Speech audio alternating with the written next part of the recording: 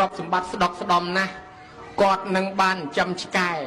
ហើយក៏មានអ្នកក្រនេះនៅលើក្រោមមេឃដូចគ្នាវាសនាខុសគ្នាអ្នកក្ររកការងារធ្វើអត់បានដើរដេកតាមចាមថ្នល់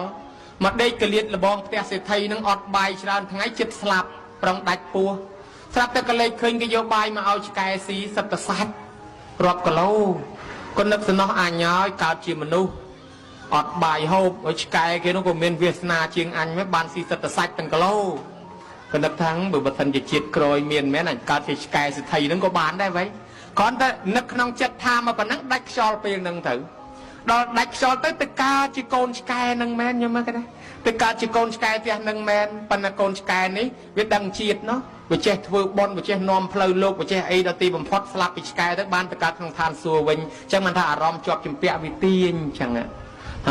ហើយមានសេដ្ឋីមួយទៀតណោះឈ្មោះអីទេ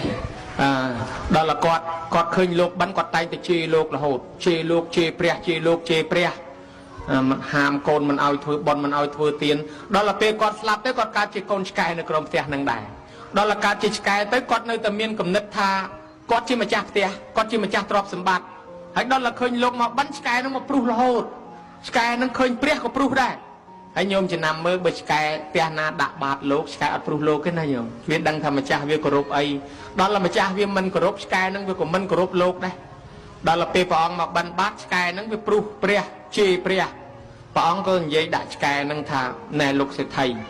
ពីជាតិមុនជេរតថាគតខ្លាំងនឹងហើយឥឡូវបានកើតជាឆ្កែនឹងហើយបើឥឡូវជេរតថាគតបន្តទៀតហើយមានតែជាតិក្រោយទៀតទៅអវិជ័យហើយអត់បានមកមនុស្សទេឆ្កែនឹងវាស្ដាប់ពាក្យព្រះយល់ដឹងខ្លួនធ្លាប់លកជាមើលអញឆ្កែមែនអញទម្លាក់កតុយរត់ពួនអៀននឹងព្រះអង្គយល់មើលឃើញណា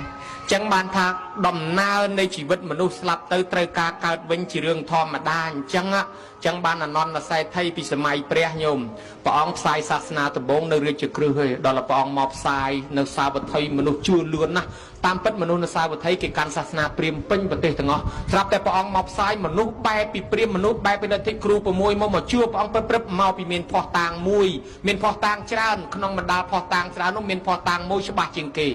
ពេលនោះឯងអនន្តសេដ្ឋីបានខាត់កូនថាណែអញលើគេថាធ្វើបន់ធ្វើទានបានបន់អីកុំជឿគេភូតគេកុហកទេវាគ្មានបានបន់បានប្រយោជន៍អីទេកុំឲ្យទានកុំចេះធ្វើបន់ឯនាំតែអស់អញគ្មានជឿទេគ្មានឋាននរកគ្មានឋានប្រែកគ្មានកំណើតថ្មីអីទេដល់គាត់មិនជឿបន់ហើយគាត់មិនធ្វើហើយគាត់មិនកាន់សិលហើយដូច្នេះគាត់មិនសមទ្របទុកហើយគាត់ថាបើសិនជាស្លាប់ទៅកើតមកវិញមែនអញមកកាយទ្របអញធ្វើជាអ្នកមានទៀតបើអញ្ចឹងអញកប់ទ្របអញទុកគាត់ក៏កប់ទ្របទុក5កន្លែងដល់ពេលគាត់ឈឺចិត្តស្លាប់អត់មានទ្របណាមកជួយបានអត់មានកូនណាមកជួយបានកូនទាំងអស់